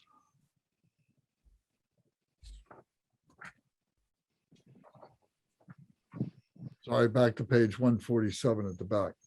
Now, when I roam alone, separated from my loved ones, and myriad images of emptiness arise, naturally manifesting, may the Buddhas quickly release the power of their compassion, and may the fear of the awesome and terrifying intermediate state be annulled. When the 5 radiant lights of pristine cognition dawn, may I recognize them as my own nature, without awe and without terror.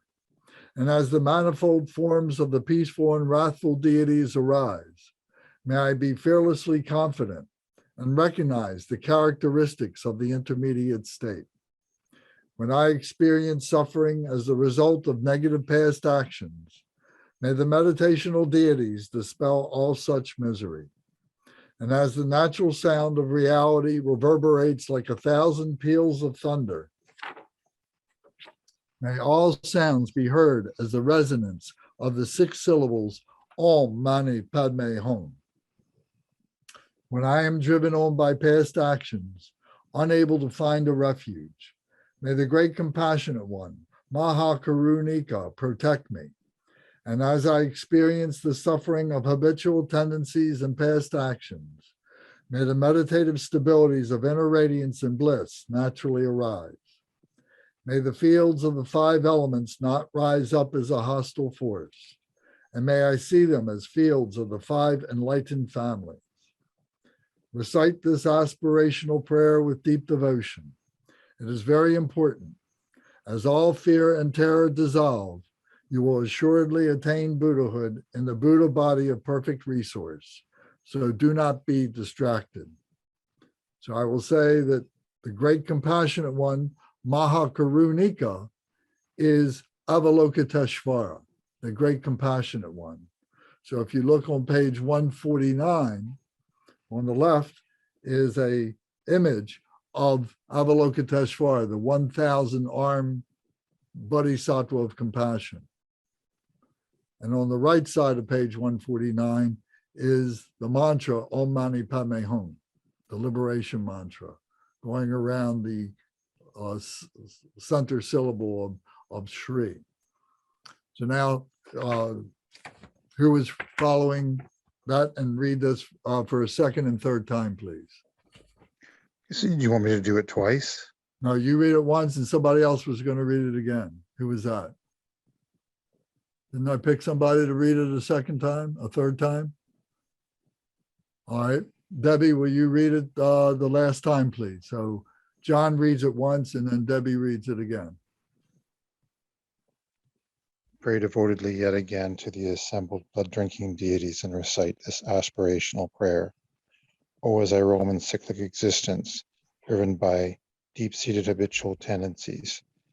May the assembly of male, peaceful, and wrathful deities, transcendent lords, draw me forward, leading me on the path of radiant light, through which all awesome and terrifying perceptions are left behind.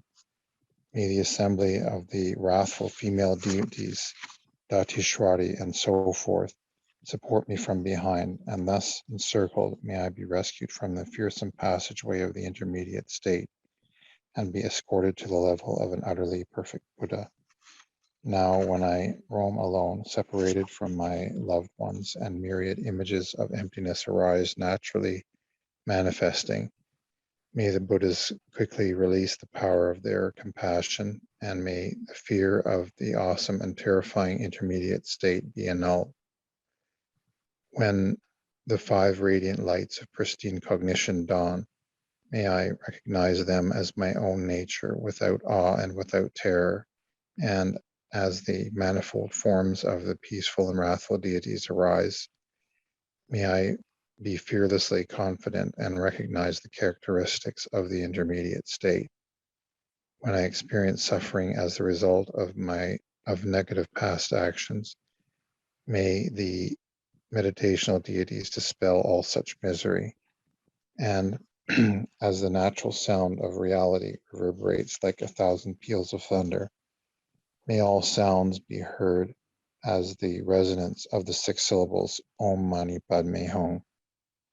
When I am driven on by past actions, unable to find a refuge, may the great compassionate one, Mahakarunika, protect me as I experience the suffering of habitual tendencies and past actions. May the meditative stabilities of inner radiance and bliss naturally arise. May the fields of the 5 elements not rise up as a hostile force, and may I see them as the fields of the 5 enlightened families. Recite this prayer with deep devotion. It's very important. As all fear and terror dissolve, you will assuredly attain Buddhahood in the Buddha body of perfect resource. So do not be distracted.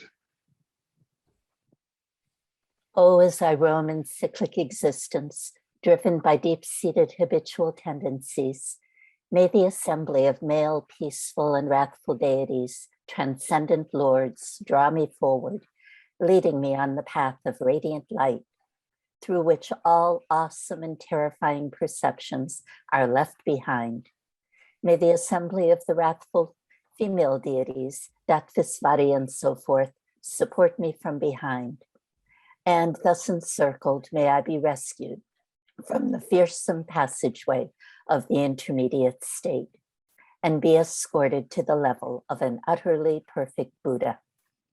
Now, when I roam alone, separated from my loved ones, and myriad images of emptiness arise, naturally manifesting, may the Buddhas quickly release the power of their compassion, and may the fear of the awesome and terrifying intermediate state be annulled. When the 5 radiant lights of pristine cognition dawn, may I recognize them as my own nature, without awe and without terror. And as the manifold forms of the peaceful and wrathful deities arise, may I be fearlessly confident and recognize the characteristics of the intermediate state. When I experience suffering as a result of negative past actions, may the meditational deities dispel all such misery. And as the natural sound of reality reverberates like 1,000 peals of thunder, may all sounds be heard as the resonance of the 6 syllables, Om Mani Padme Hum. When I'm driven on by past actions, unable to find a refuge, may the great compassionate one, Mahakarunika, protect me. And as I experience the suffering of habitual tendencies and past actions, may the meditative stabilities of inner radiance and bliss naturally arise. May the fields of the 5 elements not rise up as a hostile force, and may I see them as the fields of the 5 enlightened families. Recite this aspirational prayer with deep devotion. It is very important. As all fear and terror dissolve, you will assuredly attain Buddhahood in the Buddha body of perfect resource. So do not be distracted. Thank you very much. So is any, next week, we'll start with going through this line by line and talking about it. But in the meantime, does anybody have any questions or comments about this that we just recited?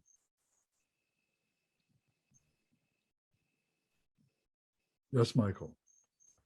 I find this section again to be one of the most beautiful sections in the document. It's really inspiring. Very good.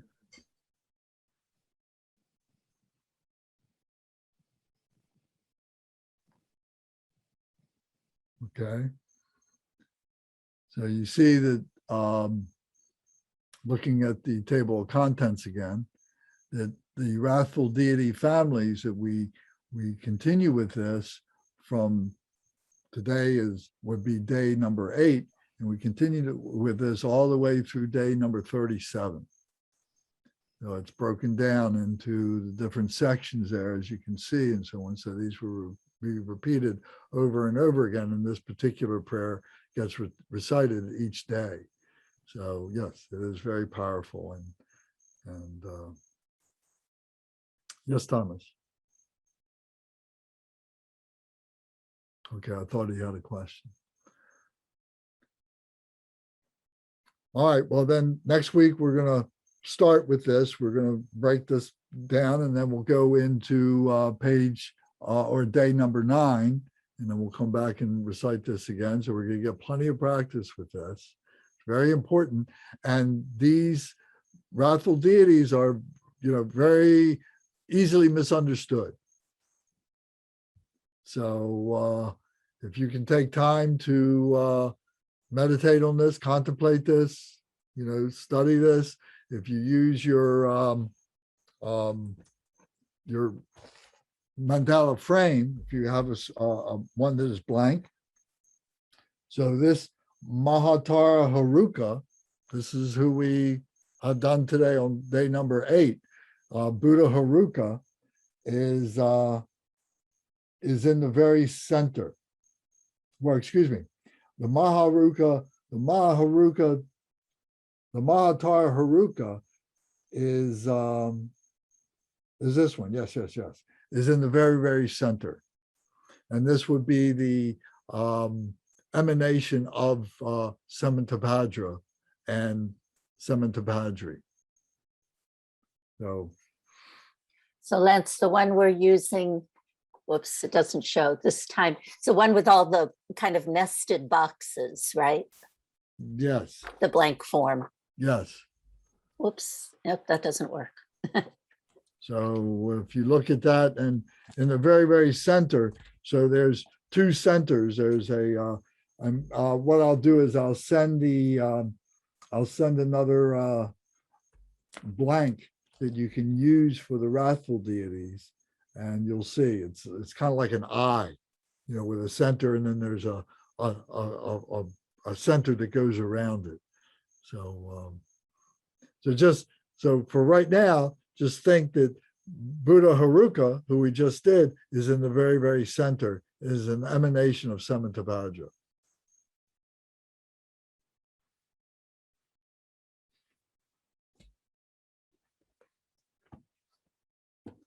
Okay, so I think it would be good to continue now and read the aspirational prayer that rescues from the dangerous pathway. So page 207.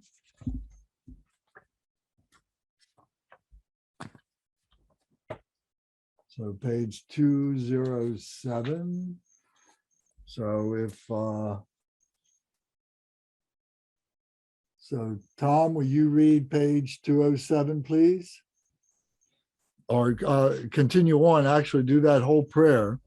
So 207 all the way through to the end, and then page 214 at the end of that, then, Louisa, will you read page 214 to the end, please? Is that okay? Yes. All right. So, Aspirate. yes, go ahead. Aspirational prayer which rescues from the dangerous pathway of the intermediate states. I bow down to the spiritual teachers, meditational deities, and dakinis. May I be guided on the path of their great love. Oh, as I roam in cyclic existence, driven by deep-seated bewilderment, may the spiritual teachers, holders of our oral lineage, draw me forward, leading me on the path of radiant, clear light, which is undistractedly study, reflecting, and meditation. May the Supreme Consort, the host of Dakini, support me from behind. And thus encircled, may I be rescued from the fearsome passageway of the intermediate state and be escorted to the level of utterly perfect Buddha.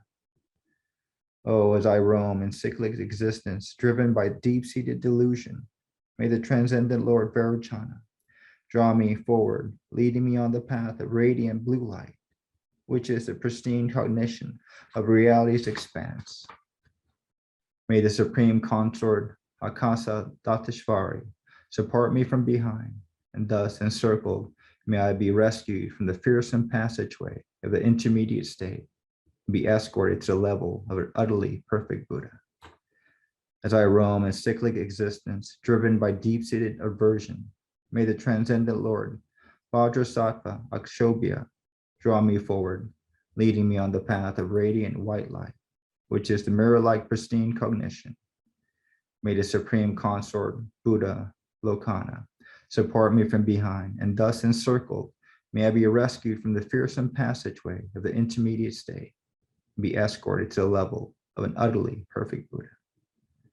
Oh, as I roam in cyclic existence, driven by deep-seated pride, may the transcendent Lord Ratnasambhava draw me forward, leading me on the path of radiant yellow light, which is the pristine cognition of sameness. May the Supreme Consort Mamaki support me from behind. Thus encircled, may I be rescued from the fearsome passageway of the intermediate state and be escorted to the level of an utterly perfect Buddha. Oh, as I roam in cyclic existence, driven by deep-seated attachments, may the transcendent Lord Amitabha draw me forward, leading me on the path of radiant red light, which is the pristine cognition of discernment. May the Supreme Consort Pandara Vasini support me from behind. Thus encircled, may I be rescued from the fearsome passageway of the intermediate state, be escorted to the level of an utterly perfect Buddha. Oh, as I roam in cyclic existence, driven by deep-seated envy, may the transcendent Lord Amoghasiddhi draw me forward, leading me on the path of radiant green light, which is the pristine cognition of accomplishment. May the Supreme Consort Samayatara support me from behind. Thus encircled, may I be rescued from the fearsome passageway of the intermediate state and be escorted to the level of an utterly perfect Buddha. Oh, as I roam in cyclic existence, driven by the five relentless poisons, may the transcendent conquerors, the male Buddhas of the five enlightened families, draw me forward, leading me on the path of radiant rainbow light, which is the four pristine cognition combined. May the five supreme female Buddhas, the purity of the expanse, support me from behind. Thus encircled, may I be rescued from the light path of the six impure classes of beings and be escorted to the five utterly supreme and pure Buddha fields. Oh, as I roam in cyclic existence, driven by deep-seated habitual tendencies, may the assemblies of the spiritual heroes and awareness holders draw me forward, leading me on the path of radiant, multicolored light, which is co-emergent, pristine cognition. May the Supreme Consort, the host of Dakini, support me from behind. Thus encircled, may I be rescued from the fearsome passageway of the intermediate state and be escorted to the level of an utterly perfect Buddha. Oh, as I roam a cyclic existence, driven by deep-seated bewildering perceptions. May the assemblies of blood-drinking, wrathful deities draw me forward, leading me on the path of radiant rainbow light, which is free of fear and terrifying perceptions. May the assemblies of the Kodeshvari, Queen of the Expanse, support me from behind. And thus, encircled, may I be rescued from the fearsome passageway of the intermediate state, be escorted to the level of an utterly perfect Buddha. Om Ahum. May the fields of the five elements not arise as a hostile force. May I see them as the field of the five Buddhas. May the elements of space not arise as a hostile force. May I see them as the field of the blue Buddha. May the elements of water not arise as a hostile force. May I see them as the field of the white Buddha. May the elements of the earth not arise as a hostile force. May I see them as the field of the yellow Buddha. May the element of fire not arise as a hostile force. May I see them as the field of the red Buddha. May the elements of fire not arise as a hostile force. May I see them as the field of the green Buddha. May the awesome sounds, lights, and rays not arise as a hostile force. May I see them as an infinite field of peaceful and wrathful deities. May the rainbow-colored elements not arise up as a hostile force. May I see them as a field of the manifold Buddhas. May I recognize all sounds as my own sounds. May I recognize all lights as my own lights. May I recognize all rays as my own rays. May I spontaneously recognize the characteristics of the intermediate state. May the fields of the three Buddha bodies be manifest.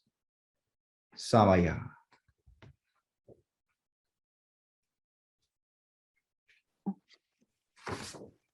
Aspirational prayer which protects from fear of the intermediate states. When my life's course is ended and I roam alone in the intermediate states, the loved ones of this world can no longer help me. So at this critical time, may the conquerors, the peaceful and the wrathful deities quickly release the power of their compassion, and may the deep darkness of their ignorance be dispelled. When I roam alone, separated from my loved ones, and mirage images of emptiness arise, naturally manifesting, may the Buddhas quickly release the power of their compassion, and may the fear of the awesome and terrifying intermediate state be annulled. When the five radiant lights of pristine cognition dawn, may I recognize them as my own nature, and without awe and without terror, and as the manifold forms of the peaceful and wrathful deities arise, may I be fearlessly confident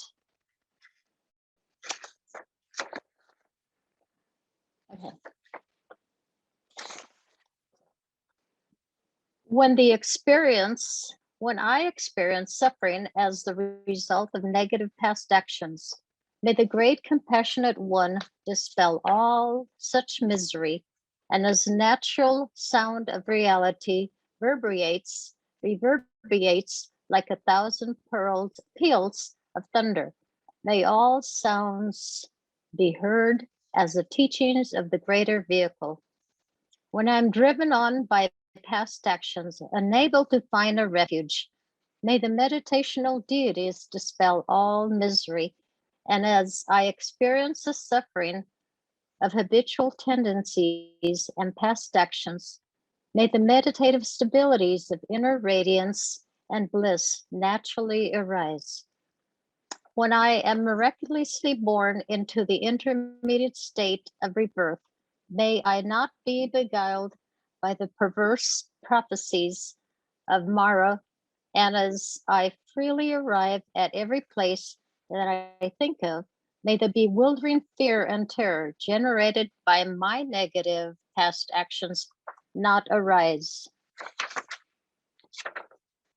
When the roars of savage wild beasts echo around me, may their cries be transformed into the sound of these sacred teachings, the 6 syllables, Om Mani Padme Hum. And as I am engulfed by snow, rain, wind, and darkness, may I achieve the pure clairvoyance of radiant, pristine cognition.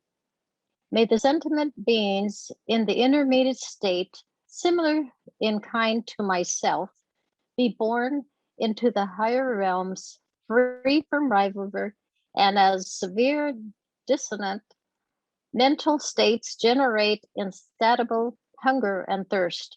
May the affliction of hunger, thirst, and heat and cold be annulled.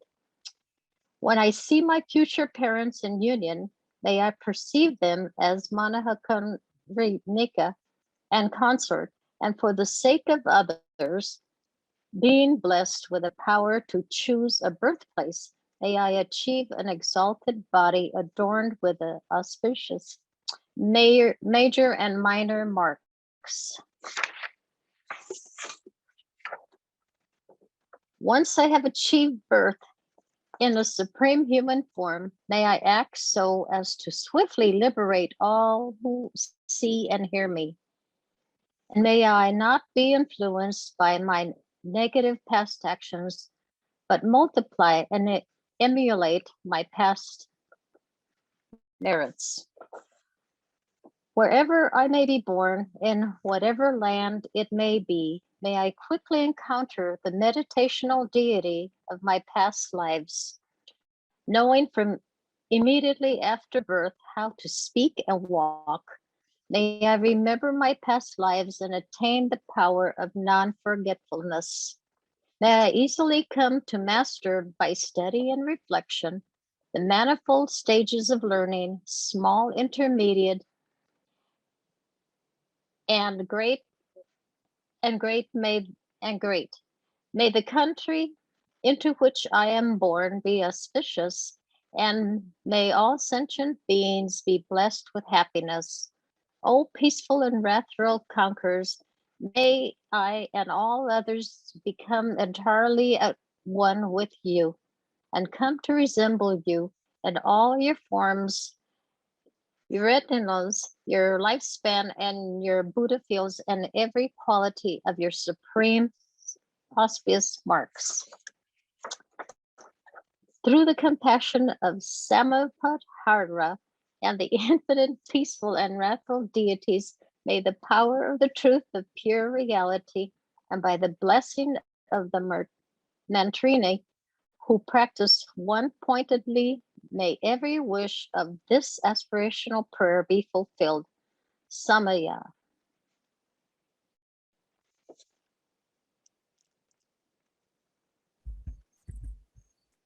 Om Mani Padme Hum Shri.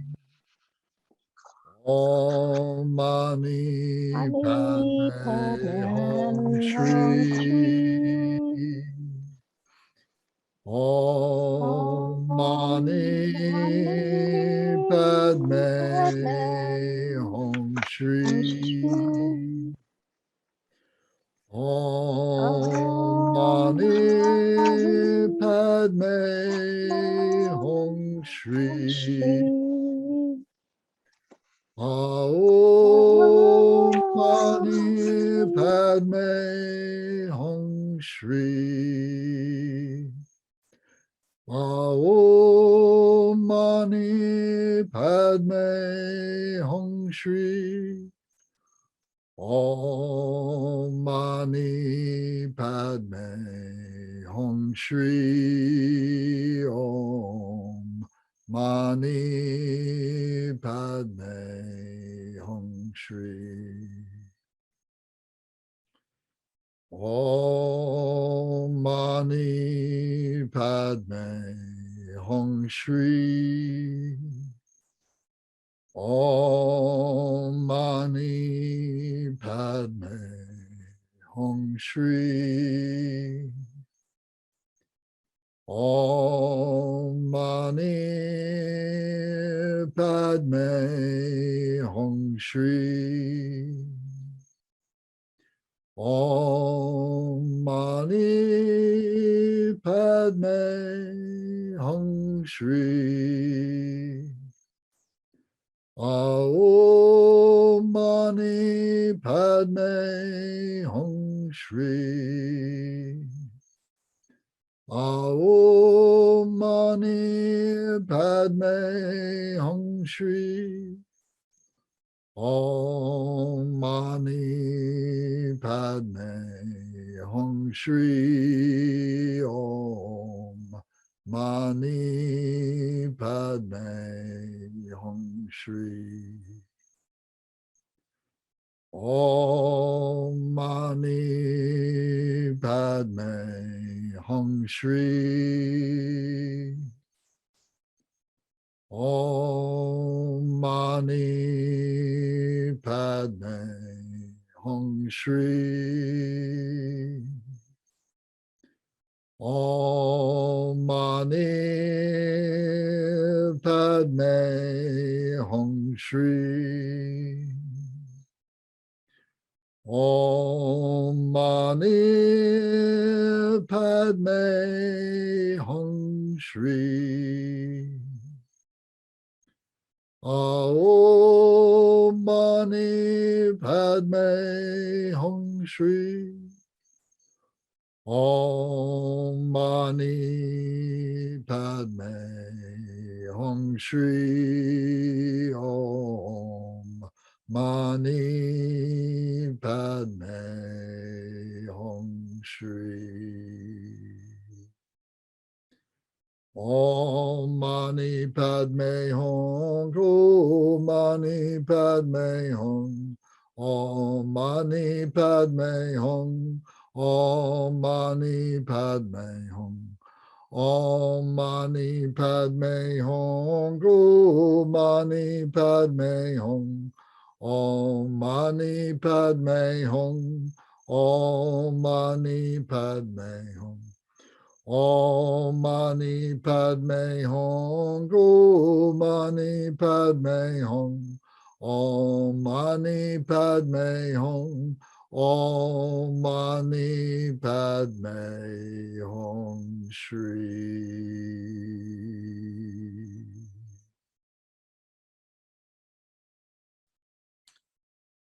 Thank you all very much. Om Ah Hum. Om Ah Hum. Om Ah Hum. May my body, speech, and mind become inseparable with the body, speech, and mind of all the enlightened ones. Thank you. Thank you, everyone. Thank you. Thank you. Okay, Thank there you. was Thank you. one thing that Louisa and maybe some of the others, on page 214, there was a line that was dropped off the printer. So I think Debbie put a note in the chat. So if you have that ability, or you just want me to read it to you, you can write it down right now. I can recite it to you. You want that? Okay. So it's at the very end. So where it says, may I be fearlessly confident. And then in that space below, it should read, and recognize the characteristics of the intermediate states, period. Did everybody get that? Is anybody missing that? Needs it read again?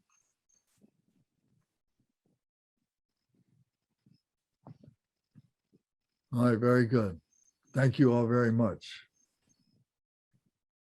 Good night, all. All right, good night, Thomas. Thank you, Lance. You're Thanks, welcome. Lance. Good night, everyone. Thank you, Good night, friends. Good everybody. night, all. Thank you. Lance. Thank you, Night, Debbie. gratitude. Thank you, Lance. Welcome. Thank you all. Thank you, Lance. Thank you all. You're welcome. Thank you. Thank you. Thank you, Amanda.